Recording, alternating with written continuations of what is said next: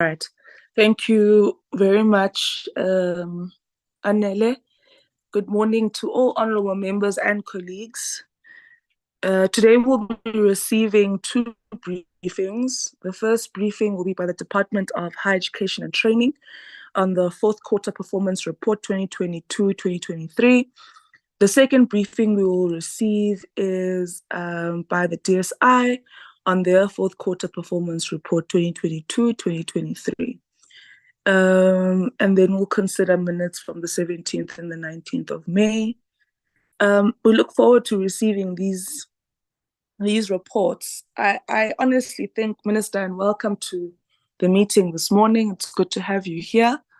I honestly think that, it's been great to see how through these engagements, be it the engagements on the quarterly reports, be it the engagements on the performance report, how really in these last APPs, we've been able to see a lot of what the committee suggests come through. Many of the recommendations that the committee suggests come through. It's unfortunate you were not able to be with us when we were engaging on the annual performance plans, but I really hope that your colleagues, I hope between the DG Sishi, because he came, I think DG Mdracha was not available, but DG Sishi was there to present both, to present the department's annual performance plans and to also guide and support the entities when they presented their performance plans. And then DG Mdracha actually did join us, I think, on one of the days on the virtual platform. And so in essence, I hope that colleagues did share with you some of the reflections we made. And one of the greatest reflections we made when we were engaging with DHET is that really we see ourselves in the plans of the department in terms of the articulation. And I think there are members who alluded to this in their speeches during the debate, that the department, we see ourselves in the department. When the department speaks about expansion, when the department speaks about greater coordination of resources, just in general greater coordination between various programs of the department, and we get inspired, we get encouraged to continue to do our work as members of parliament.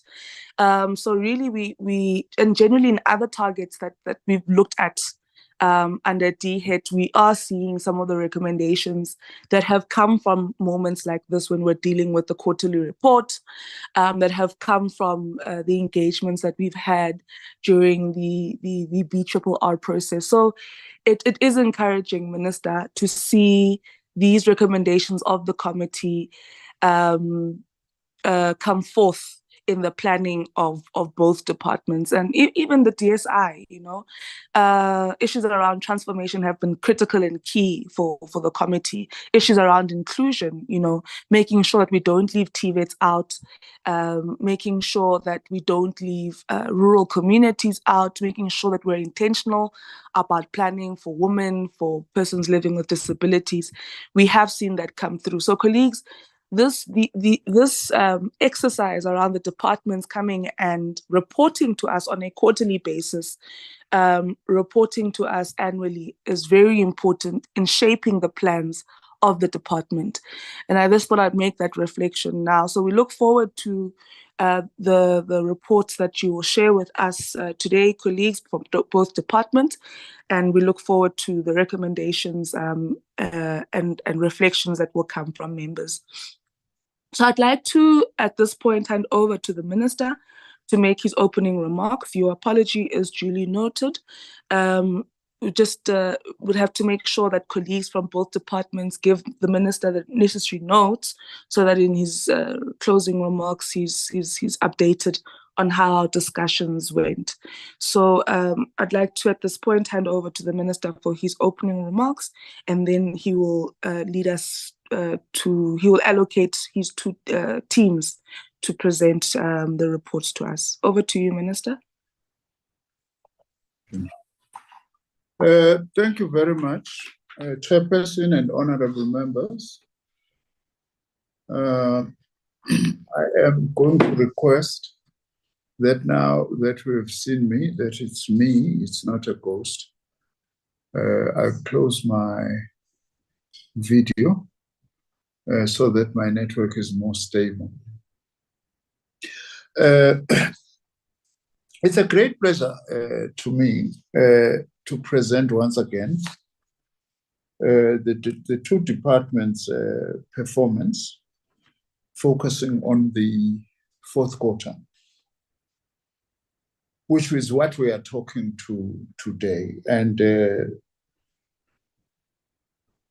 acting DG of the Department of Education and Training, Ms. Thembisa Fuchana, the DG is abroad, DG Sishi, and DG Mjoka, who is here, will actually give the details. I just want to make some background remarks.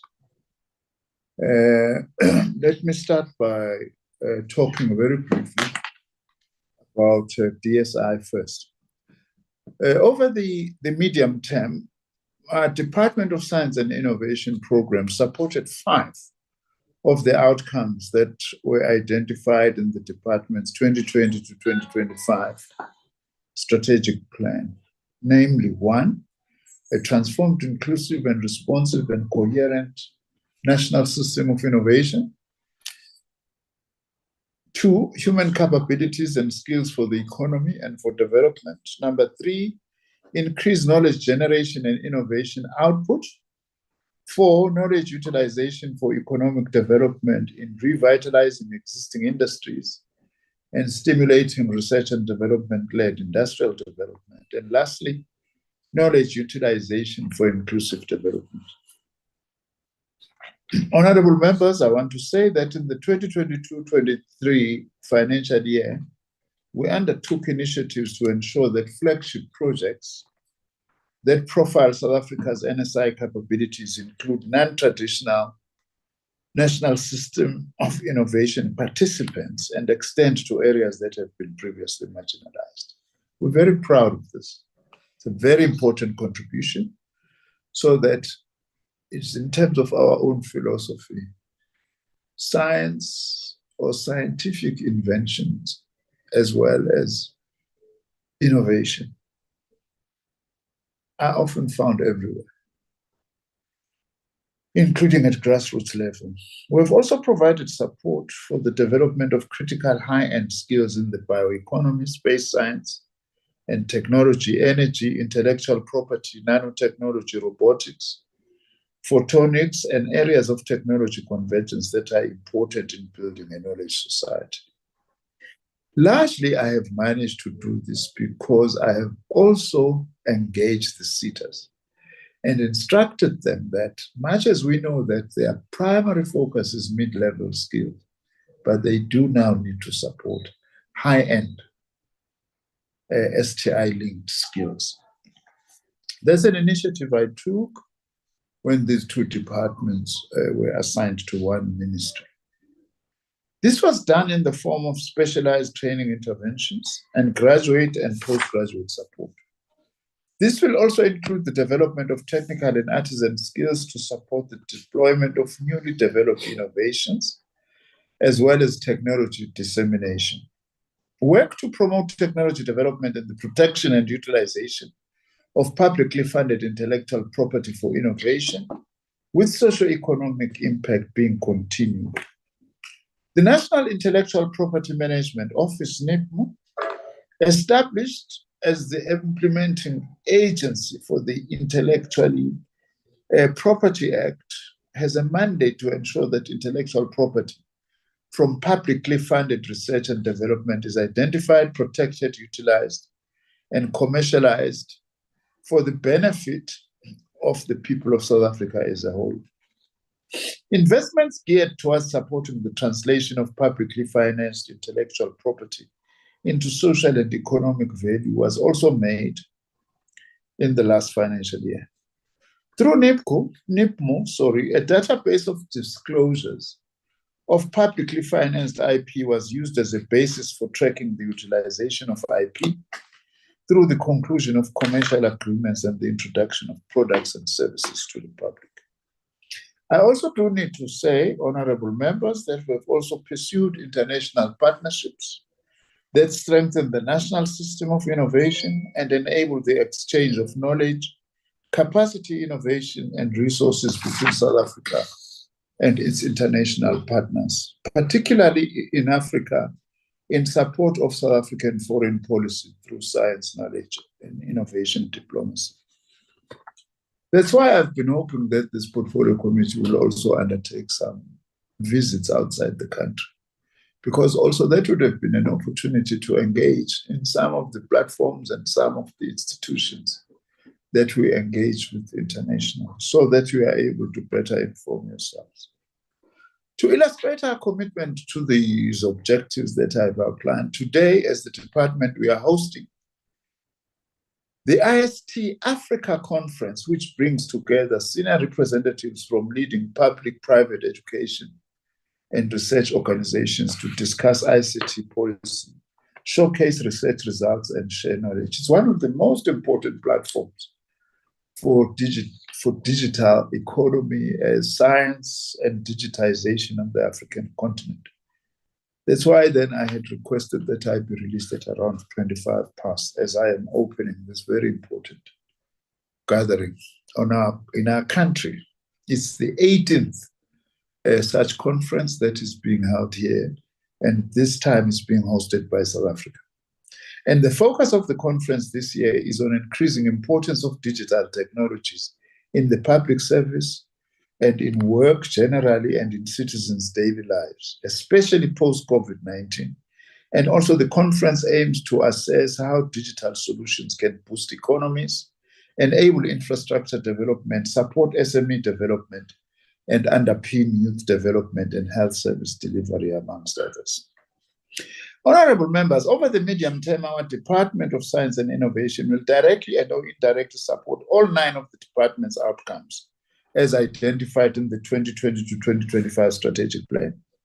We have also used our international cooperation opportunities to advance the transformation of the national system of innovation, including the promotion of international partnerships to increase knowledge production and knowledge utilization, especially in the context of the focus on STI and sustainable development goals. As a department, we'll also pursue and share our learning on initiatives supporting Agenda 2063 of the AU, as well as SADC Regional Indicative Strategic Development Plan.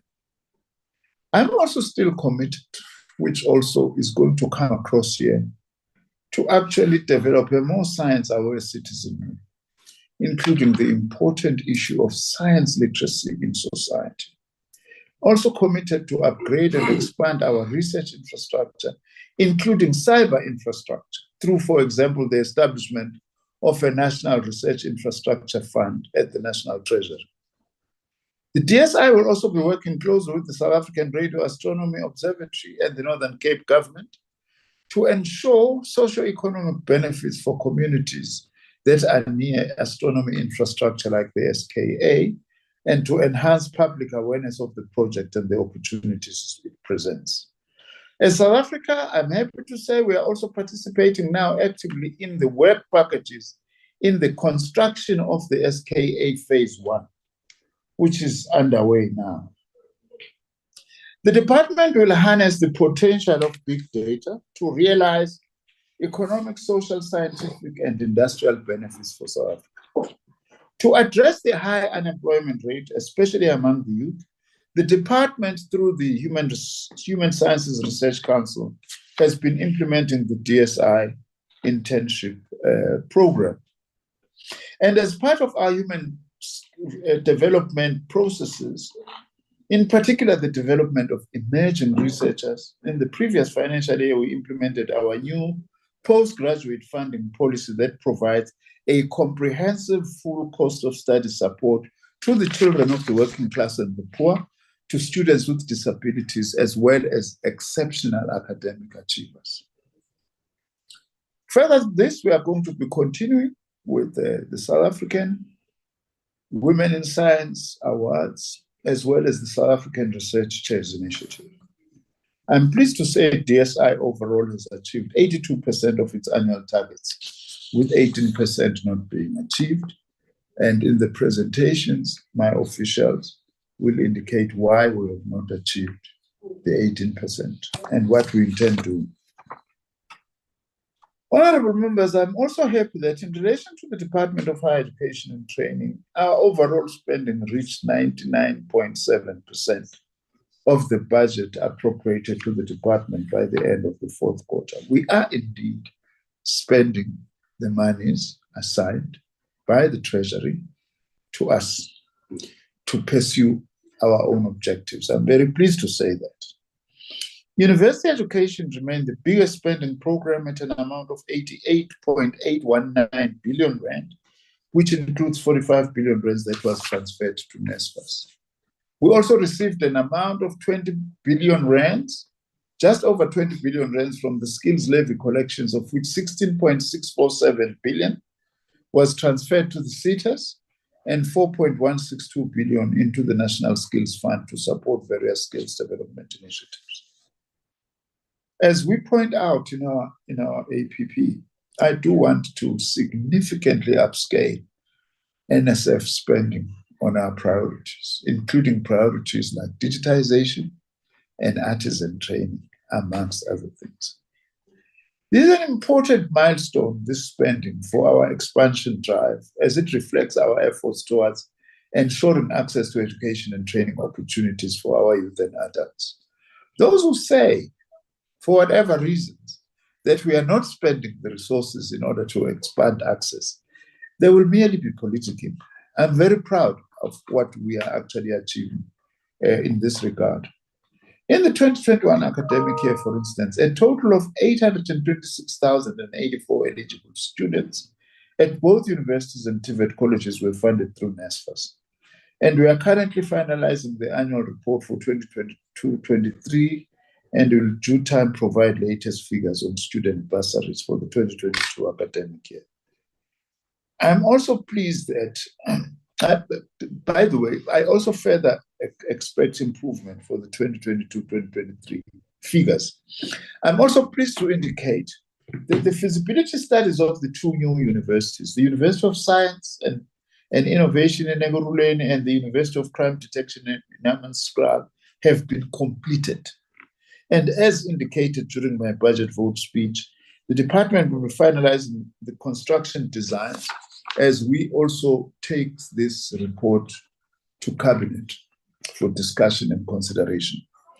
To date, the DHET has invested over 3.7 billion rand for the maintenance and repairs of TVET colleges infrastructure through our capital infrastructure and efficiency grant. In addition to maintenance and repairs, this infrastructure and efficiency grant is also used for upgrading the information technology infrastructure in our institutions. Maintenance has been prioritized over the medium term to ensure that the backlog is reduced before new capital expansion programs are implemented.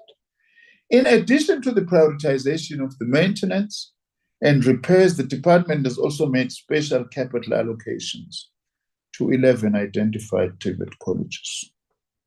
Honorable Chair and honorable members, during the quarter under review, the department has also achieved a few more targets. For example, in the last quarter, we improved access, success, and quality of provisioning in the PSET system.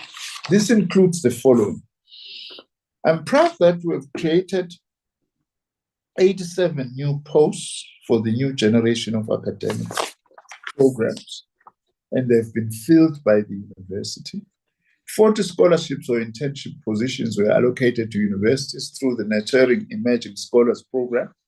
55% of university lecturers now hold doctoral degrees. A huge achievement from where we come from the criminality of the apartheid regime that actually only funded white universities in the past and even allowed things like people with degrees or just honors degrees to be lecturers in our universities. This is a huge, huge achievement that we are very proud of, honorable members. And it's correcting the Verwoerdian injustice that still continues to haunt us in many respects. 4,581 students were placed in pre-vocational learning program to improve success in TVET colleges. Again, we are dealing with a legacy problem here. But I'm pleased that at least we are having a bridging program, because a number of our students are unable to access TVET colleges, for instance, because they don't have the necessary minimum knowledge of mathematics in particular. In this current financial year, we will continue to cover a number of things, and I'm not going to mention them because they are in our APP, honorable members. For instance, just by way of example, we'll be releasing R500 million through the National Skills Fund over 2 years to train in excess of 15,000 beneficiaries in different small business management skills, working with the Small Enterprise Development Agency, amongst others, because one of the key areas of the ERRP is to support small business in that sector. And also we will find more creative solutions for meeting the needs of 3.8 million young people who are needs, and increase opportunities for them. With that then, honorable members, I will then request, with your permission, Chair, that Dr. Philip Jwaha, our DG for DSI and acting DHET DG, Ms. Thembisa Fuchana, and senior management, give you the details. As I've said, I'm hoping to be back by no later than 11 o'clock, as you allow me now to go and open this very important conference being held in our country. Thank you very much. Thank you, Minister. DHET Fuchana.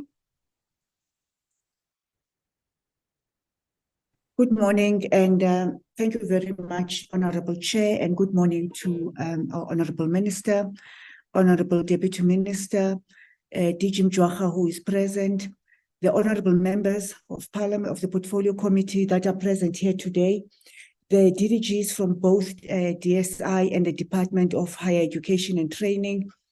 I will just briefly show my video, which, with your permission, Honorable Chair, if I can just switch it off, because connectivity is a bit of a problem.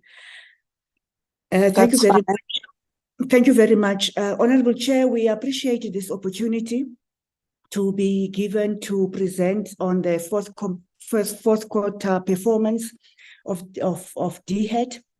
Thank you very much for that. Honorable Chair, I'm going to be very brief because the Honorable Minister has more than adequately given an overview and a strategic overview in terms of the fourth quarter performance of DHET. I will be requesting the Chief Director for Strategic Planning, Mr. Mgiba, to give the detailed presentation, and our CFO, Ms. Makukule, will then cover the finances. Important to note, Honorable Chair and Honorable Members, that when they do give this presentation, we are pleased as DHET that there is an improvement in the fourth quarter performance. And we are also particularly pleased that, as you will see in the presentation, which will be done by the CFO, that in terms of expenditure, the fourth quarter, how we have spent is relatively low compared to the other quarters. And this is a clear indication that there is no fiscal dumping in terms of the finances and operations of the department in the last quarter of the financial year, Honorable Chair and Honorable Members. With that, Honorable Chair, please allow me to hand over to Mr. Mgiba to then give the presentation. Honorable Chair, let me close off by indicating that we appreciate the encouraging comments that have been made by the Honorable Chair, and as the department, we always strive to make sure that we meet the commitments that we are making in terms of our APP and the targets that we set. Also noting that whilst we present on these targets and the APPs, there's also a lot of work that is not necessarily included, particularly on the operational side, that the department continues to do and strive and show an improvement in terms of the work that we are doing. Thank you, Honorable Chair, and over to Mr. Mkiba.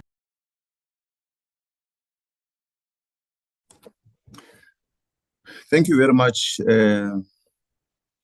Acting DG. Good morning, Chairperson. Good morning, honorable members. A very good morning to the Honorable Minister, Deputy Minister, the DG of DSI and the DDGs present here, colleagues that are part of the meeting. Chair, as I present this, I want to switch off my video, if you allow, so that I also don't suffer from connectivity challenges to save the bandwidth. Chair, in terms of the presentation, this is how we plan to share with you the presentation. We are going to take you through the vision and mission. Briefly, the 5-year strategic plan outcomes, the performance trends from first quarter to the fourth quarter, and specifically look into the targets that were due for completion in the fourth quarter and reflect on those that were not achieved. And then lastly, the financial performance, which the CFO will take the committee through. Briefly, Chair, in terms of the vision and mission, is as it appears here. I'm not going to go through it. I think we have always been making sure that we remind the committee of what we seek to do in the medium to long term, but also reflect on, in terms of our mission, the areas of focus, particularly in respect to development of steering mechanisms to the sector, the oversight work that we do in terms of monitoring and evaluation, and the support that we give in relation to teaching and learning, and above all, the funding that is needed for the sector. This slide also seeks to depict what we aim to achieve in terms of our medium-term strategic framework outcomes. Honorable members are aware that the department has identified 4 key outcomes. One being expansion of access to PSET opportunities, improving success and efficiency, improving quality of provisioning within the PSET institutions, and lastly, ensuring that the sector is responsive. And all of these are really meant to ensure that we increase participation of our youth in respect to the opportunities given through our institutions of higher learning. But also ensuring that as we inject funding into the system, there's optimal use of resources within the system, and our ability also to address any deficiencies in respect to that. Just briefly, Chair, highlights in respect to these outcomes, and I think the Minister has touched on some of these, particularly in respect to expansion. I'm glad to indicate that, Chair, as we inject funding into the system is able to reciprocate, and we see that through enrollments that are taking place in our universities, our TVET colleges, and CET colleges. And as Minister indicated as well, this is also reflective in respect to the funding that gets to be given through bursaries, NSFAS bursaries, which to date, in terms of the 2021 academic year, 826 1,084 eligible students in both universities and TVET colleges were funded. Minister did talk about the feasibility studies that have been completed. I'm not going to talk on that. But in respect to improving success, Chair, it is really fulfilling to see that for the 2021 academic year, there were 233,257 graduates that were produced through our public universities. We are, as we finalize the annual report, consolidating information for the 2022 academic year, which will be presented as preliminary in this respect. Also, in respect to artisanal development, 19,536 learners were completed artisanal learning programs in the 2021-2022. We will be sharing with the committee later in the year once we have concluded on information that relates to the 2022-2023 financial year. In terms of improving quality, Minister spoke about our university capacity development program. I'm not going to touch on this. Suffice to indicate that we are really making significant progress in as far as the NGAP and other programs that Minister has touched on. Just a bit of a correction, Chair and honorable members. The proportion of lecturers that hold PhDs is currently at 48%. I think there was a typo in the version that was forwarded to yourselves. It's not 55, it's actually 48%. Our sincere apologies to that. Then lastly, the responsiveness and the improvement that we have seen in as far as program provisioning within the CET college sector, which have seen additional occupational skills programs that have been introduced in CET colleges in collaboration with CETAS, and most importantly, the fact that the 6%, which is 1,419 of the learners enrolled in occupational skills programs are actually from the NEET group.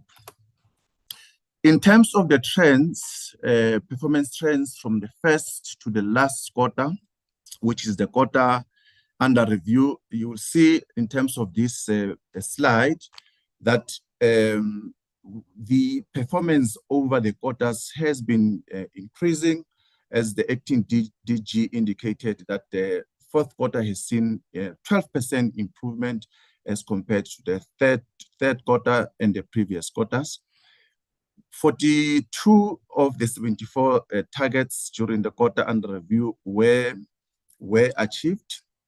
Is an improvement if you compare this quarter with quarter 3, which had 47 targets, and 21 targets were achieved in the previous quarter. This slide is a comparison of performance across the budget programs. You will see that most of the targets during the quarter under review were concentrated in program 2 and followed by program 3, program 4, 5, and lastly as 6. Program 1 achieved 50% of the 6 targets during the quarter. 12 of the 23 targets in program 2, which is 52%, were achieved. 73% of the 15 targets in program 3 were achieved, translating into 11 out of 15. In program 4, 8 of the 13 targets, which is 62%, were achieved. In program 5, 3 of the 11, which is 27%, were achieved. And lastly, 83% of the 6 targets in program 6 were achieved, translating to 5 targets. Now, in terms of specifics, looking at program 1, as I indicated, there were 6 targets, 3 were achieved, and these are the targets achieved. 80% of disciplinary cases were resolved within 90 days as planned. The vacancy rate is currently at 9.40%, which is below the targeted 10% as planned. And then lastly, all determination tests in terms of irregular, fruitless, and wasteful expenditure were concluded within 12 months. There were targets that were not achieved, Chair, in this program. One relates to the payment of invoices within 30 days. 99.5% of the invoices received during the quarter under review were paid within 30 days, Chair, but there were invoices that were not achieved, and those were affected by administrative delays that were apparent during the quarter under review. We are indicating that over the quarters, there are about 19 invoices that were affected, but for the quarter under review, there were 4 invoices, Chair, that were not paid within 30 days, and the value amount or the rent value of those invoices is 33,976. That affected two suppliers.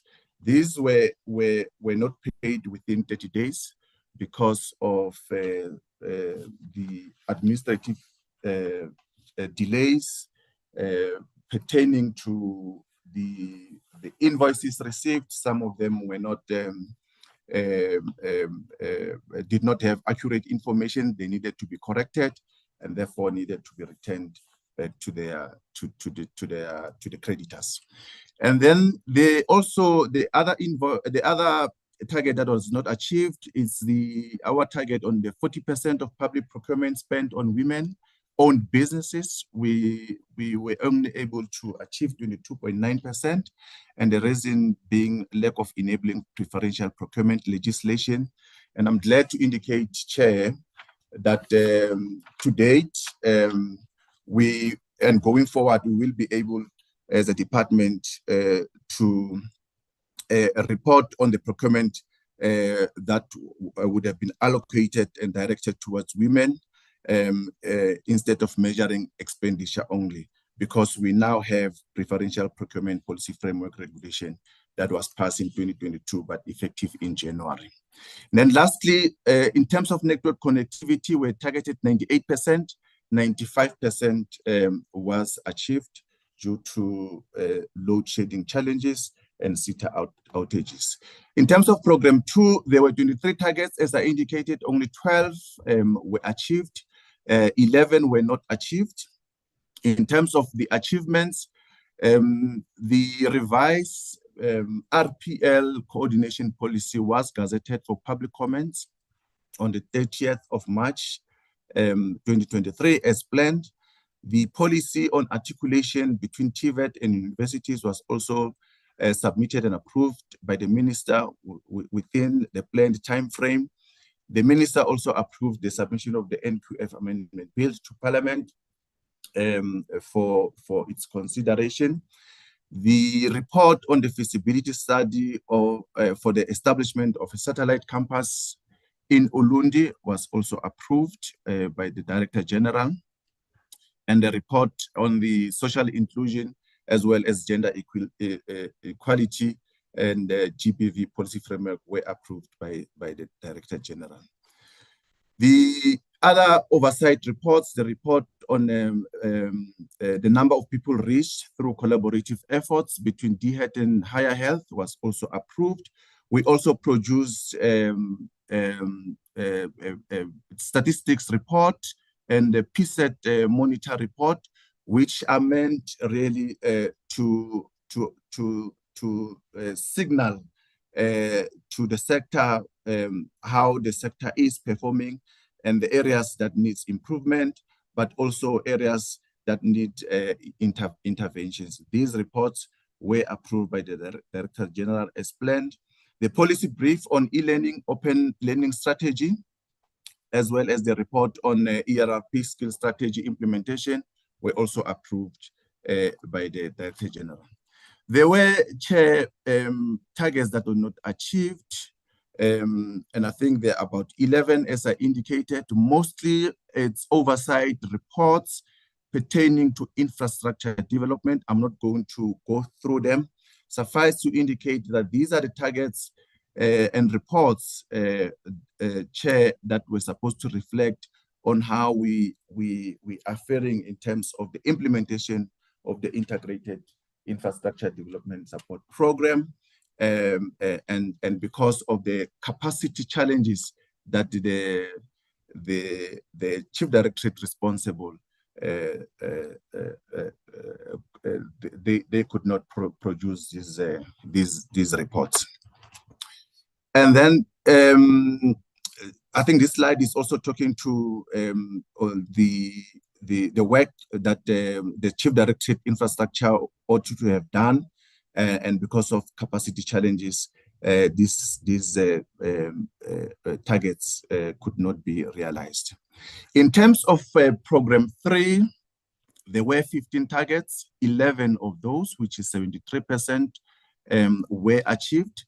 And I think Minister did speak about the end gap, the scholarships and or internship positions that were allocated to universities through the Nurturing Emerging Scholars Program, the USDP, which is the University Staff Doctoral Program, but also the awards that were given to permanent instructional staff through the Future Professors Program. All the targets in respect to these programs were achieved, as the Minister indicated in his opening remarks.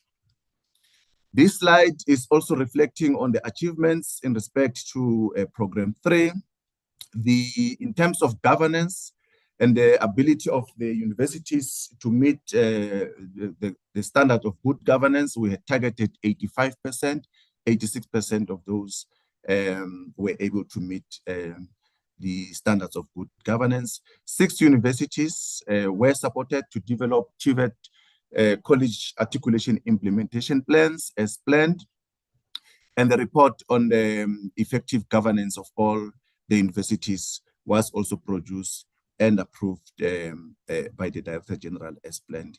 Cumulatively, there were 8 universities that we had thought we were going to implement the student-focused entrepreneurship development activities. But as at the time of reporting, we then realized that actually more than double of those, up to 20, the universities were able to implement student-focused entrepreneurship development activities. The targets not achieved, it's also oversight reports in respect to UCDP, the University Capacity Development Program, in respect to the compliance of private higher education institutions, the needs analysis report, and lastly, the report on the evaluation of the 2021 research outputs. These could not be achieved, Chair and honorable members. Once again, this relates to the capacity within the university branch, which could not enable the branch to produce these reports. Program 4, there were 13 targets, and of the 13, 8 were achieved. And as at the time of compiling this report, an additional 1 target that relates to the report on cooperation agreement with Germany on safe-set work was subsequently approved, which leads to 9 targets that are now achieved. The key targets that were achieved over and above that, Chair, relate to the placement of TVET college students as pronounced through by the President through SONA last year. We had targeted 10,000, 10,616 were placed. The number of days that we had committed to release examination results to qualifying students was 40, but we were able to do this and achieve this within 35 days per examination cycle.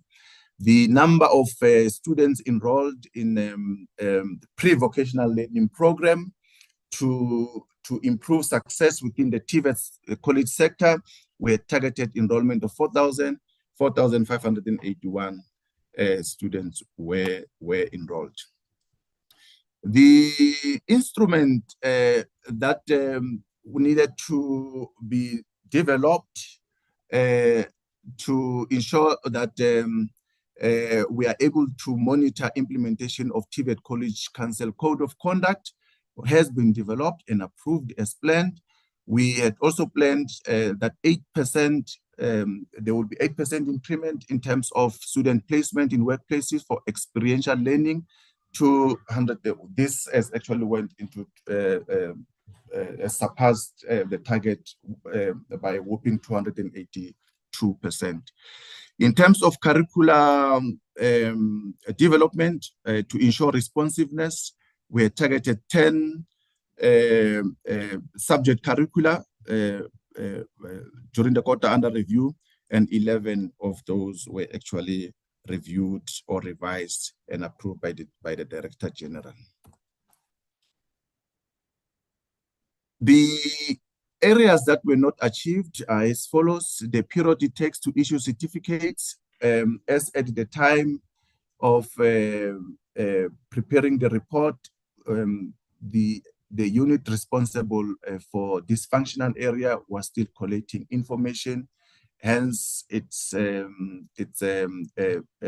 reflected as 0 there, and no certificates were released during the quarter under review. But as we will see later in the annual report, actually there is work that has been done in as far as issuing of certificates to qualifying candidates is concerned, and by that time we will be able to come back with information that will reflect the period that would have been taken to issue certificates. In terms of throughput rates, we are currently sitting at 24.3%, and this relates to the cohort 2021 to 2019 to 2021, and it's an area that has always been lagging behind, Chair, and in most cases the reasoning given for the deviation is the impact of COVID-19 and the long stay aways that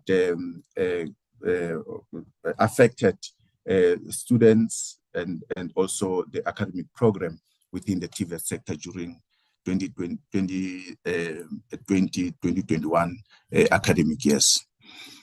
The 50 colleges that were planned to implement student-focused entrepreneurship development programs, we had 48 of those implementing student-focused entrepreneurship development programs.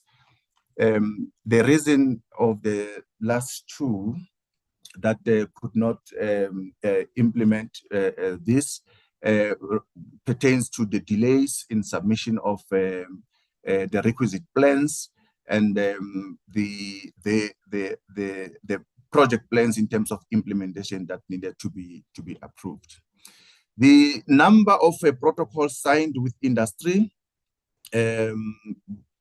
only 22 were achieved. 28 colleges did not submit reports, and follow-ups have been made and are continuing to be made with the outstanding colleges.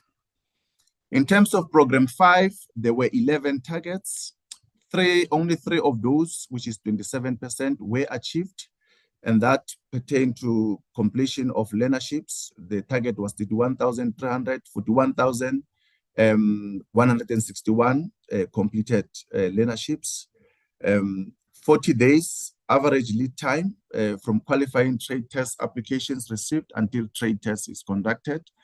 This has been achieved. This could be done within 33 days. And lastly, as I indicated earlier on, the report on the implementation of the ERRP skill strategy was also developed and approved by the Director General. These are the areas where non-achievement was registered due to the impact of COVID-19. We are making reference to COVID-19 and its impact because we are reporting retrospectively. All the achievements pertain to 2021-2022 financial year. The annual report, as we are preparing it, is going to reflect on preliminary information pertaining to 2022-2023. As you can see, in terms of workplace-based learning programs, in terms of learners registering skills development, in terms of learners entering artisanal programs, those found competent, and those that are registered in and completed skills programs, the achievements as they appear here, from 88% in the first target to 84% in the last target. The percentage of allocated SETA monetary grants paid to employers was not achieved, and this relates to the glitches within the system that is being used, which is meant to collate the information from employers, and this is work that is being done to correct this. But the performance remains at 62%. Percentage of SETAs that meet good governance standards, it's sitting at 93% from the planned 95%. The last program, which is program 6, had 5 targets, and of the 5 targets, of the 6 targets, 5 were achieved, and these are as follows. The planned programs and qualifications that are offered in CET College, we had planned 2, 7 has been achieved. The report on the implementation of open access learning and teaching support material for students in TVET colleges has been approved by the Director General. The CETCs that meet standards of good governance, the target was 95%. All of them have achieved this target during the quarter under review. 900 lecturers were targeted to be trained, and 938 were trained, surpassing the targeted figure. 100% colleges were targeted to comply with the policy on conduct and management of examinations, and all 9 CET colleges were compliant. One target not achieved relates to the number of pilot community learning centers that needed to be accredited. At the time of reporting, we had targeted 35, and at that time there was no information, but the latest information has shown that only one community learning center was actually accredited of the 35 targeted centers. This is just to cluster the reasons for underperformance during the quarter under review. We noticed that most of the targets were not achieved due to capacity constraints, external factors, process factors, as well as poor planning. And these are this information is currently being used, Chair, to feed into the next planning cycle, so that we are able to improve performance going forward. Thank you very much. I think at this stage, through you, the Chair, I will ask the CFO to take the committee through performance in respect to financial information for the fourth quarter. Thank you very much, Ms. Mgiva. Good morning, Honorable Chairperson, honorable members. Good morning to Minister and Deputy Minister, to our acting DG, Ms. Fuchani, DG Mjwaha, colleagues in the platform. I will be taking the committee through the financial performance in Q4, and these slides indicate the department's adjusted budget, which was the final appropriation as at the end of Q4, which was the end of the financial year 2022-2023. And we had funding from two sources. I think the minister in his opening remark reminded us of this. Our total budget for the year under review was 130.5 billion rand, and 109.7 billion came from voted funds. This is what we normally call fiscus, and 20.8 billion comes from the skills development levy, which is in 1% that is paid by the employers and is collected on our behalf by the South African Revenue Services.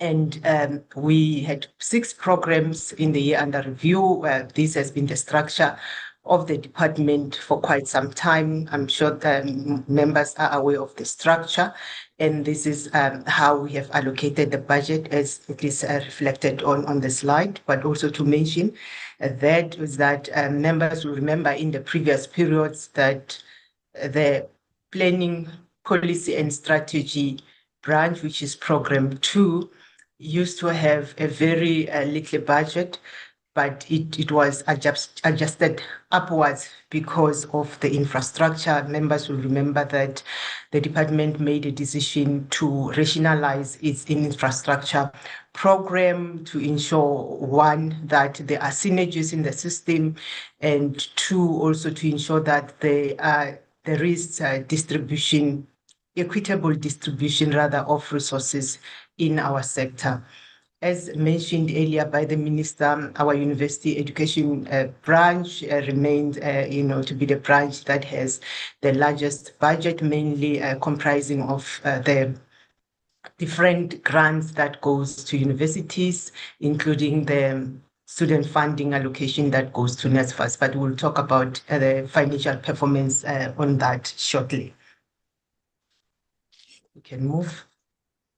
Thank you very much. So in terms of the spending, as at end of Q4, as I said, this was the end of the financial year.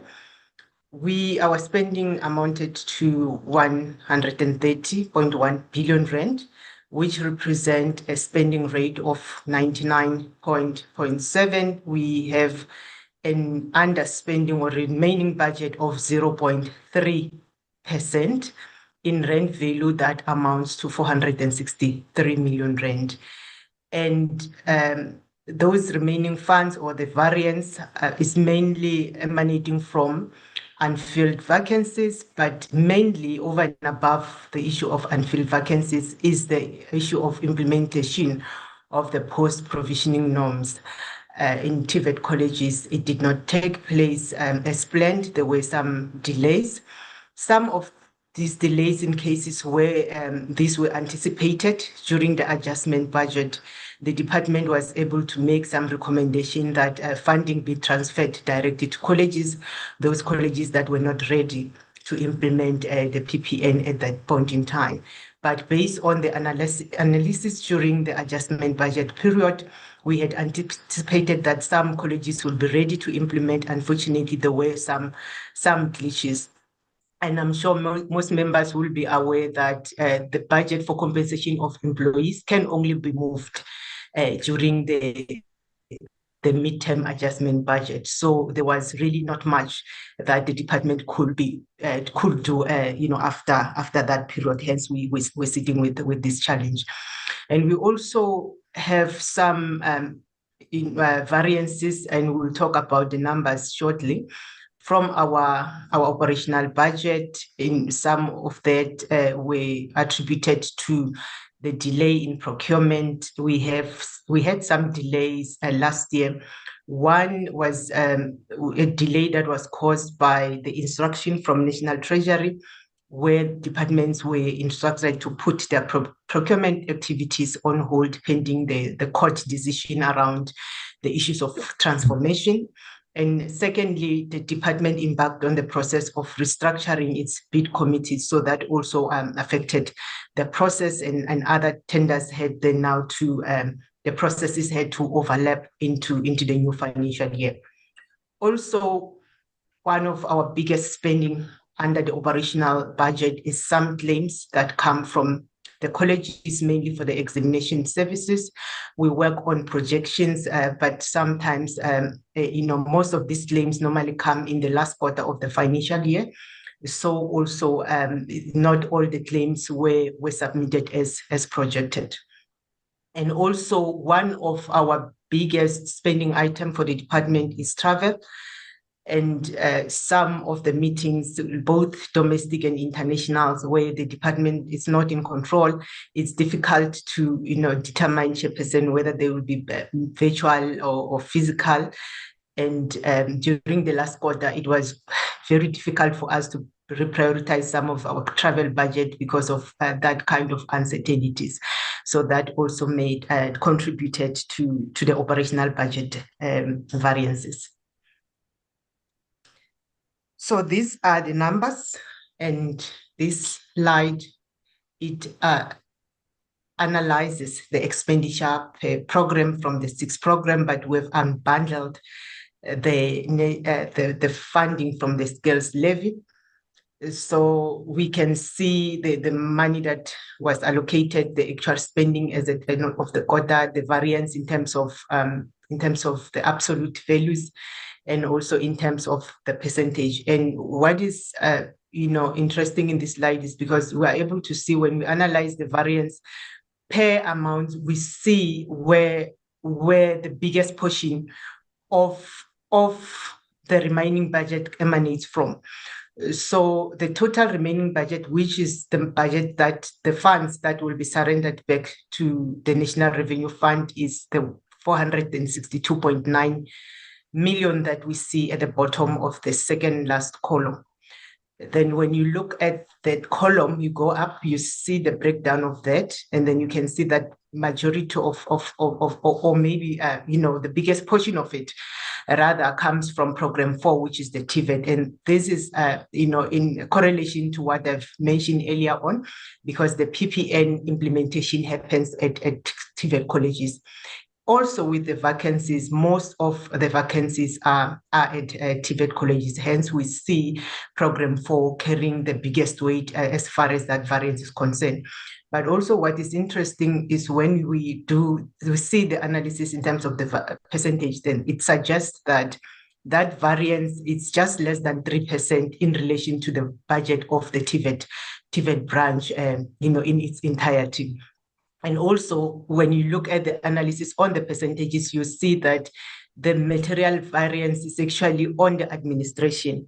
And one issue that I forgot to mention in the previous slide is that under administration, one of the reasons, actually one of the main reasons for variances, was that we have set aside some funding for relocation. I'm sure some committee members might be aware of this. We might have mentioned it in our previous reporting, in the previous reporting periods, that the department is planning to relocate. And at some point last year, we were under the impression that we'll relocate before December. And committee members will note that this is a process that is being managed by the Department of Public Works and Infrastructure. And at some point, we were under the impression that we'll relocate during the last quarter, and we had to put funding aside, funding that will have included cost of tenant installation, cost of IT infrastructure, etc. So it was only in the 11th hour where it came to our attention that there were delays and relocation will not happen as anticipated. We are planning to apply for rollover in this regard, and if it succeeds, it will really assist us to utilize this funding for the relocation this financial year. Hopefully, it's going to happen. We can move.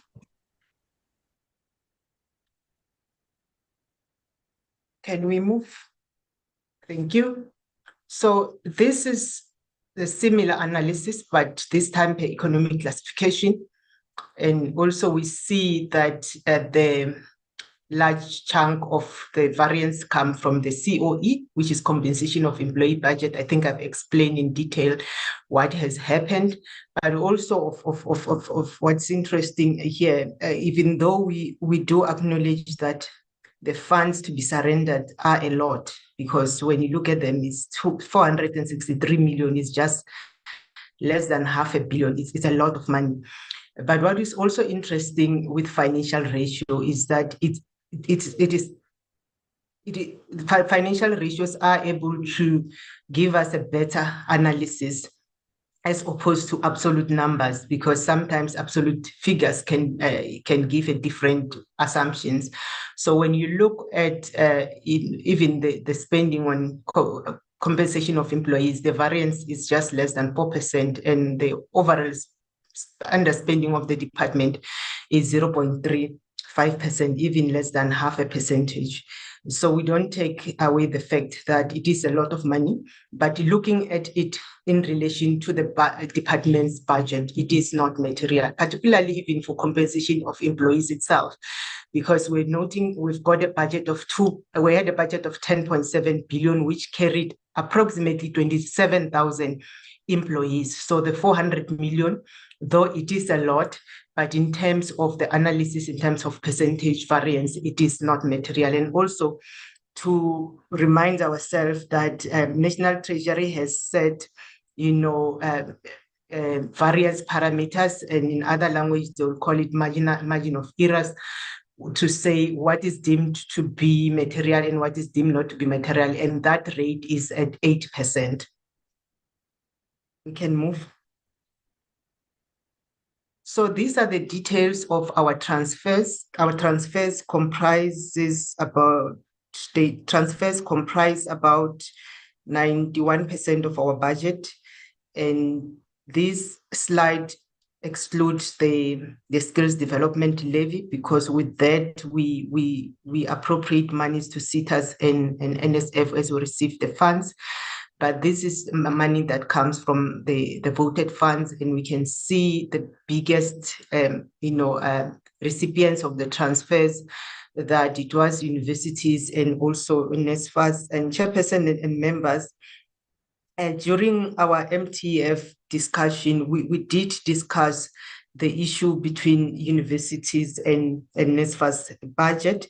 Members will remember that last year and the other year, when NSFAS experienced a shortfall, some of the reprioritization was done by shifting funds from universities to NSFAS, which we believe assisted a lot to sustain the scheme for these years, but it's not sustainable going forward, because we acknowledge that if we continue to do the same, we will run a risk of eroding the quality of teaching and learning in universities for the benefit of students. So it's important that we strike a balance between the two, and really the student funding model will assist us to manage this risk, as it is aimed to leverage other sources of funding. So this is the analysis per quarters, cumulative per quarter, showing different quarters and different areas of economic classification. We see the employees, compensation of employees, from 21.9% in the first quarter until the 96.25% in the last quarter. And we see the same analysis also in other categories of spending. I won't go through that, because this is just an analysis we can pass. So this slide is quite important, and it relates to the comment that was made earlier on by the acting DG, Ms. Fuchani, to say, when you look at the spending trend of the department, it really shows that, one, there is no fiscal dumping, because we normally see, particularly the departments that are transferring departments, it is a norm, not really a norm, maybe it's something that we see quite often, that most funds will be transferred in the last quarter. Or some departments, rather, you will see almost every quarter where they transfer the same funding. We call it straight lining of the budget. But what this slide is showing us is that how we have transferred the money is really aligned to how our sector operates. It is a true reflection of the operation of our higher education sector. We will know that in the quarter one, normally institutions have pressures to receive money to cover some of the activities that they will have, some funded from their own, from the first quarters, from the previous quarter, January and March. And for them, it will have been the beginning of the financial year. So this slide, it analyzes the correlation between those operations and the money itself. And then we can also see how the trend goes until the last quarter of the financial year. So we have seen, some increase, between the third quarter and the fourth quarter, particularly in goods and services, not necessarily in transfers, but in goods and services, because we have lots of national examinations during November and December for colleges, and particularly because then we incur some of those operational costs under our budget, and those expenses or invoices normally come during the last quarter of the financial year, and hence we've seen a significant increase in spending between moving from the third quarter to the last quarter. And then same as the machinery and equipment, which is mainly our capex, our tools of trade. The spending here is really seasonal. It also depends on the stock availability, the delivery, etc., where we have seen some orders being delivered in the last quarter than what we have seen in the first quarter. And then lastly is the significant decrease. Sorry, I think I made a mistake earlier. I thought this was erroneously put as an increase. It's a significant decrease of the transfer and subsidies. And I think I have explained that earlier on, that we allocate funding for this first quarter, lots of it of transfers, mainly to universities and NSFAS, to make up for the first 3 months of the academic year. Thank you very much, Chairperson and members.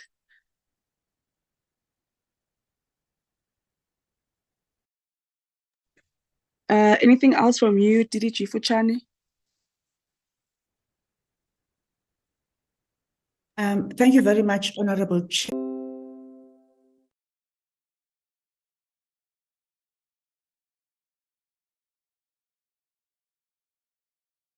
Recording in progress. Much, Chair, and we're grateful to have the opportunity. We're grateful to the honorable members, the Deputy Minister, the acting DG, DHET, and the colleagues from DHET, and all of the DSI colleagues.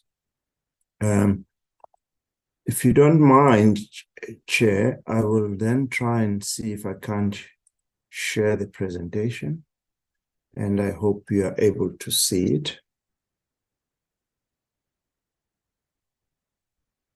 Yes, everything is good on our side, DG.